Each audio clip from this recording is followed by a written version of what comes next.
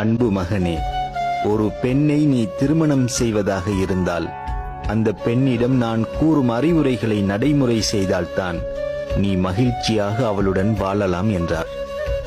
முதலாவதாக, பெண்கள் அன்பை விரும்பக்கூடியவர்கள். எனவே உன் அன்பை நீ அவளுக்கு வெளிப்படுத்த வேண்டும். இரண்டாவதாக, மகனே, அன்பை வெளிப்படுத்துவதில் ஒரு நாளும் நீ கஞ்சனாக இருந்துவிடக்கூடாது. மூன்றாவதாக சொன்னார், பெண்கள் கடினமான ஆணை வெறுப்பார்கள், பலகீனமான மிருதுவான ஆண்களுக்கு பணிவிடை செய்வார்கள். ஆகவே அவளுடைய அன்பை நீ அடைய வேண்டுமெனில் அவளோடு மிருதுவாக நடந்து கொள்.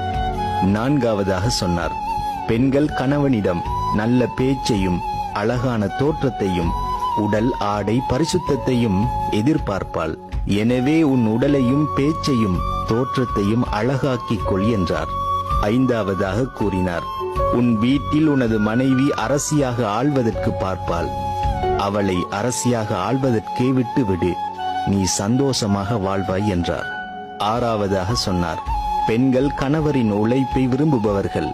எனவே நீ சம்பாதித்துக் கொடுத்து அவளை நல்ல முறையில் வாழ வைக்க வேண்டும்.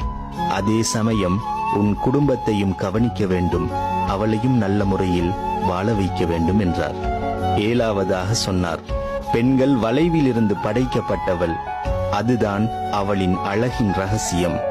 வளைந்தவள் என்பதற்காக அவசரப்பட்டு அவளை நேராக்க முயற்சிக்காது.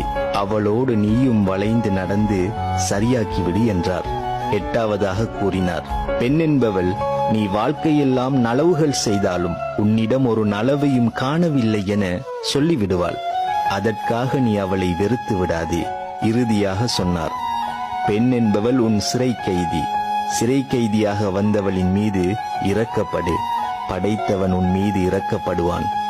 நான் கூறிய இந்த விடயங்களை எப்பொழுது நீ கடைபிடிப்பாயோ இறைவன் உன் வாழ்க்கையை மகிழ்ச்சியாக்குவான்.